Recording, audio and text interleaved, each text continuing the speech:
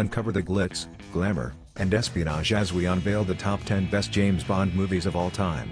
Meridian Globe, from the iconic Sean Connery era to the intense Daniel Craig saga, this countdown is a roller coaster of suave sophistication and pulse-pounding action.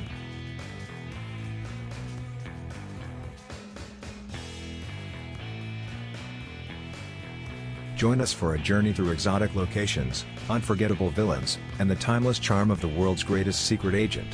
Get ready for a 007 experience like never before, licensed to thrill, granted. Bond vibes on point? Smash like, share the spy joy, and hit subscribe for more 007 thrills.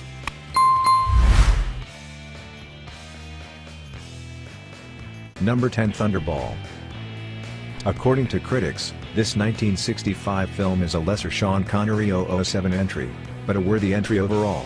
It still effortlessly plies the glory Bond years, concluding with a stunning underwater battle, Road Empire's Kim Newman. Thunderball is the top-grossing Sean Connery 007 movie of the 1960s and 1970s. It took in $141.2 million in worldwide ticket sales. It also provided the template for Connery's final James Bond outing nearly 2 decades later, Never Say Never Again. Number 9 GoldenEye.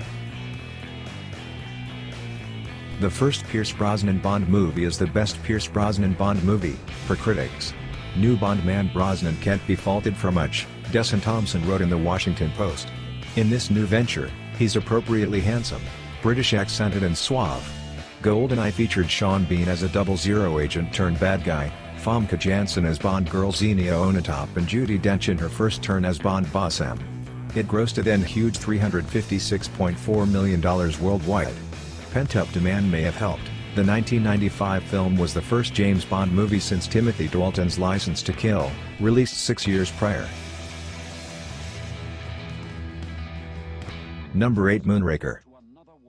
Released in 1979, 2 years after Star Wars changed just about everything in Hollywood, the fourth Roger Moore James Bond film sees 007 sent to outer space. Critics non-ironically cheered. Moonraker is a satisfying blend of familiar ingredients, wrote the Washington Post's Gary Arnold.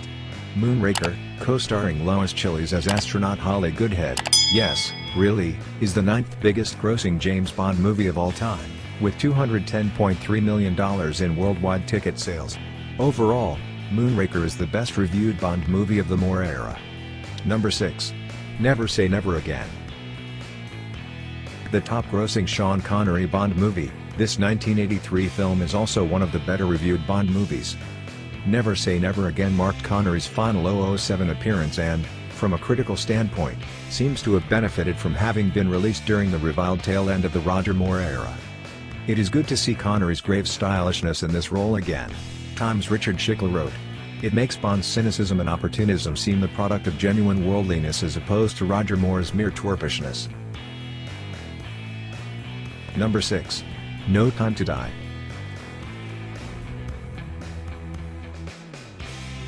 The final film to star Daniel Craig as 007 has drawn largely positive reviews, following an extended wait for its release brought about by production delays and the coronavirus pandemic.